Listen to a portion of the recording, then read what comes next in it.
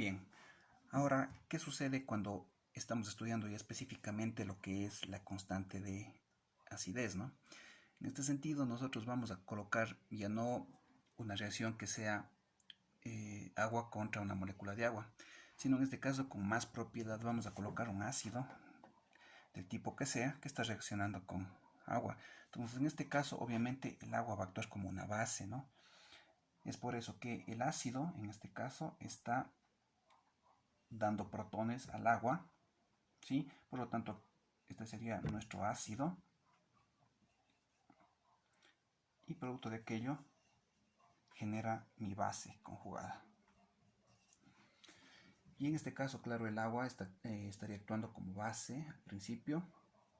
Y al aceptar el protón que le está dando este ácido, generaría en solución nuestro ácido conjugado. Es decir, pasa de base a ácido. Bien, entonces en este sentido, de igual manera, nosotros podemos obtener una constante que se denomina en primera instancia una constante de disociación, que como habíamos visto anteriormente, ¿no es cierto?, que sería igual al producto de las concentraciones de los reactivos, acá, perdón, producto de las concentraciones de los productos, ¿no?, de los productos, es decir, los que están acá, dividido entre el producto de las concentraciones de los reactantes, ¿sí? Ahí estaría bien. En este sentido, ustedes, si se dan cuenta, ahora estamos igualando esta constante de disociación, ¿sí?, la estamos multiplicando por la concentración de agua, ¿no? ¿Por qué de agua? Porque siempre vamos a estar trabajando con agua, es decir, la concentración de agua va a permanecer este constante, ¿no? Entonces, hacemos esta igualación de la constante de ionización multiplicado por el agua y la vamos a denominar K sub A. Esta K sub A, con mucha propiedad, para el caso de los ácidos se le conoce como la constante de acidez. Esta es nuestra constante de acidez, ¿sí? Según varía esa constante de acidez, va a variar obviamente la fuerza que tiene nuestro ácido, ¿no? Esta constante de acidez va a ser diferente cuando estamos tratando, por ejemplo, un ácido mineral con un ácido orgánico, ¿no? ¿Cómo podemos saber, de acuerdo al valor de la constante de acidez, cómo es la fuerza de nuestro ácido? A mayor constante de acidez, vamos a colocar acá, a mayor constante de acidez, mayor será la fuerza de nuestro ácido. Y obviamente, ¿no? O sea, menor constante de acidez, menor fuerza del ácido, ¿sí? Bien. De igual manera, no se acostumbra mucho a trabajar con lo que es la constante de acidez. ¿Por qué motivo? Porque la constante de acidez, cuando nosotros, si nos pusiéramos a calcular, digamos así, nos va a dar un número extremadamente alto, ¿no? Que para efectos de cálculo se nos hace complicado trabajar con lo que son constantes de acidez. Entonces, ¿cómo se corrige este error de aquí? Lo que se hace es sacar el antilogaritmo de las constantes de acidez. Sí, me explico. Si yo saco el antilogaritmo de la constante de acidez que me salga, digamos así, ¿no es cierto?, un ácido. Perdón. El antilogaritmo de la constante de acidez del ácido. Y a este antilogaritmo yo lo puedo denominar como pKa para el caso de los ácidos. Este valor de pKa es un valor mucho más manejable y que en todos los libros o la mayor parte de la bibliografía ustedes van a ver fuerzas de ácidos o fuerzas de bases en función no de Ka, sino del pKa, ¿no es cierto?, que es el antilogaritmo de la constante de acidez. Y fíjense lo que sucede, ¿no es cierto? A mayor constante de acidez, mayor fuerza de ácido, pero cuando nosotros trabajamos con pKa, esto es todo lo contrario. Cuando yo tenga mayor pKa, menor es la fuerza del ácido, ¿sí? Es lo contrario. Y cuando yo tengo menor pKa, mayor es la fuerza de mi ácido. ¿Estamos? Bien, cuando uno está trabajando con lo que son ácidos en términos de constante de acidez o lo que es el pKa, hay que tener mucho en cuenta lo siguiente, ¿no? Generalmente estos conceptos se suelen manejar y se solo suele utilizar, digamos así, para lo que son ácidos débiles o ácidos medianamente débiles, ¿sí? ¿Por qué razón no se utiliza estos conceptos para ácidos fuertes? Porque si nosotros estamos hablando de un ácido fuerte, ¿sí? Y esto es muy importante que lo recuerden siempre, ¿no? Cuando nosotros tenemos un ácido fuerte, generalmente un ácido fuerte en solución está ionizado o está disociado al 100%. Entonces nosotros no necesitamos, ¿sí? No necesitamos conocer la fuerza del ácido, ¿sí? O el pKa, ¿sí? Porque se sobreentiende que el ácido está totalmente disociado. Pero, ¿qué sucede si nosotros tenemos un ácido débil, por ejemplo, o un ácido medianamente débil, ¿no? Si yo tengo, por decir algo, el ácido acético, este ácido es un ácido orgánico, ¿no es cierto? Es un ácido, por lo tanto, no es un ácido fuerte. Entonces, yo en solución, en realidad, yo no sé cuánto se va a disociar este ácido, ¿sí? Entonces, como este ácido es un ácido débil, más bien dicho, a mí sí me interesa conocer la fuerza de este ácido en términos de Ka o de pKa, ¿no es cierto? Porque es un ácido que yo no sé cuánto se va a disociar en solución. Pero ¿qué sucede si yo tomo un ácido clorhídrico? Este ácido mineral sí que va a estar disociado prácticamente al 100% porque es un ácido fuerte, ¿sí? Es posible que ustedes ni siquiera encuentren los datos de Ka ni de pKa para ácidos fuertes, ¿sí? Porque si ustedes, suponiendo, ¿no?, quisiéramos saber el Ka, por ejemplo, de este ácido fuerte, les aseguro que este Ka va a ser un número exageradamente alto para el ácido clorhídrico, y por el contrario, si es que nosotros buscamos un pKa para el ácido clorhídrico, va a ser un resultado muy cercano a cero, ¿sí? Entonces, no nos interesa mucho, digamos, manejar conceptos de fuerza de ácido o disociación de ácidos, digamos, cuando estamos tratando con ácidos fuertes, ¿sí? Esto es algo importante, ¿no?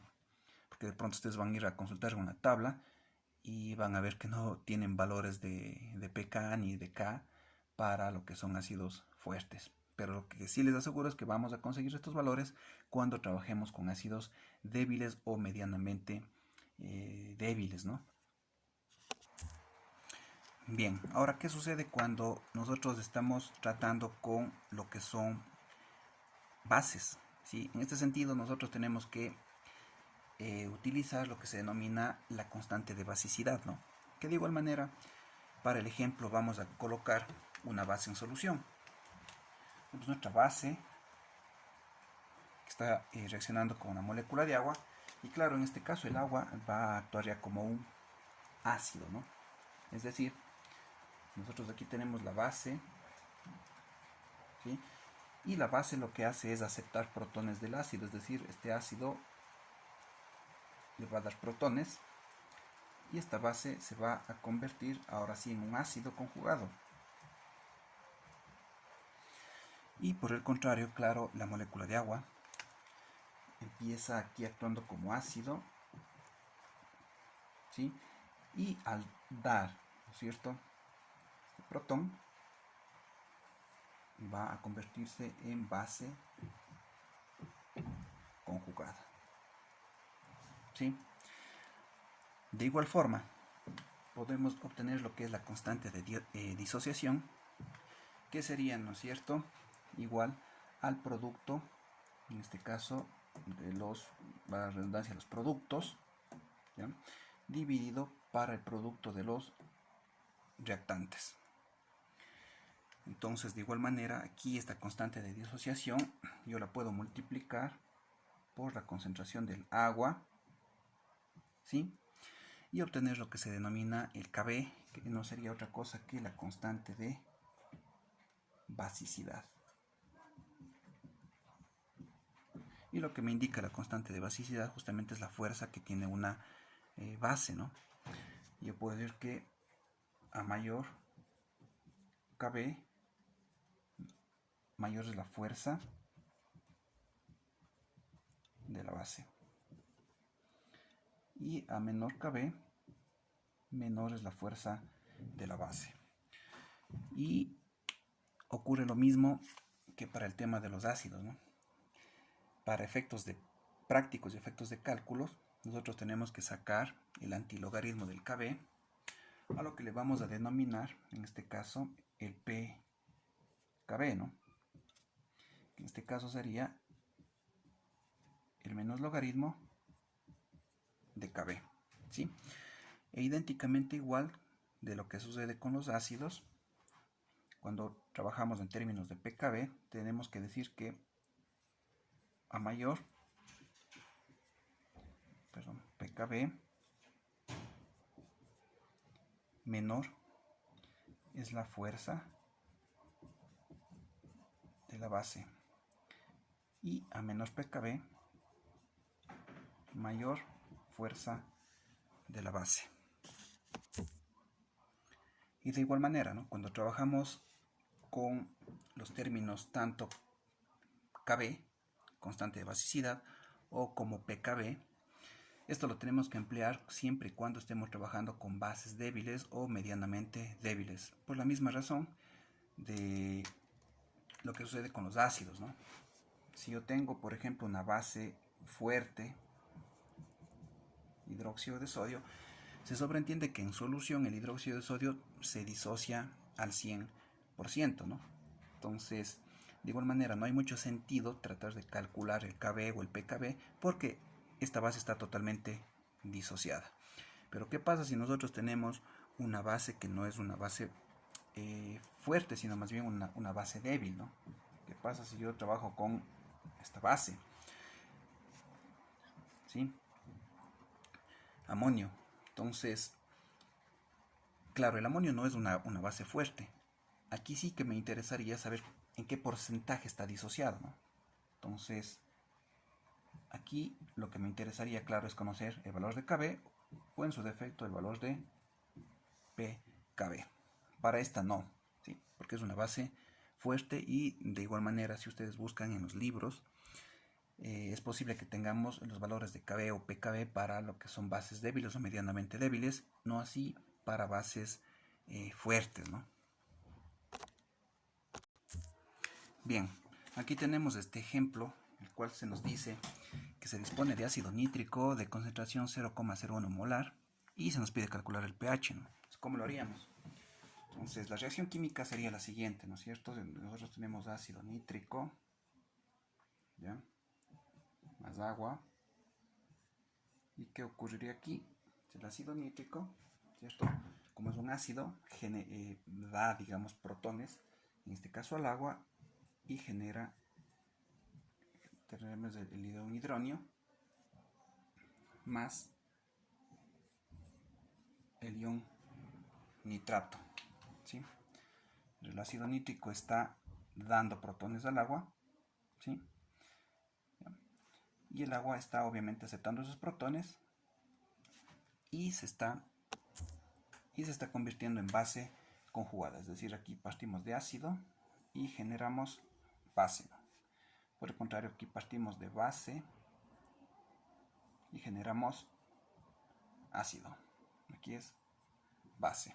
Bien, ahora, ¿será correcto realizar el cálculo de, en este caso, de la fuerza del ácido, es decir, del Ka, para desembocar en el pKa? No, no es necesario. ¿Por qué? Porque estamos partiendo de un ácido fuerte. Habíamos dicho que en el ácido fuerte no es necesario hacer cálculos de Ka ni de pKa. ¿Por qué? Porque el ácido nítrico se sobreentiende que al ser un ácido mineral fuerte se encuentra disociado al 100%. Entonces esto quiere decir que la concentración molar del ácido se encuentra totalmente disociado. Es decir, si yo tengo aquí la concentración del ácido nítrico que me dice que es igual a 0,01 molar, ¿sí? Si este ácido está totalmente disociado, ¿sí? Por ser un ácido fuerte, esto quiere decir que en solución vamos a tener todos los iones de hidronio o el 100% de los iones de hidronio, ¿sí?, en función de la concentración de ácido, es decir, va a ser igual a tener al 0,01 molar. Por lo tanto, el pH, el cálculo del pH sería directo, ¿no es cierto?, el menos logaritmo de la concentración de iones de hidronio. Por lo tanto, el pH será igual a menos logaritmo de la concentración, ¿no es cierto? Como habíamos dicho, se sobreentiende que todo este 0,01 molar, al ser un ácido fuerte, está disociado, ¿no es cierto? Aquí es igual, ¿sí?, lo que nos daría un pH de igual a 2 si realizamos los cálculos, ¿no? Y se sobreentiende, fíjense, tenemos un pH muy bajo, obviamente porque estamos tratando de ácido nítrico.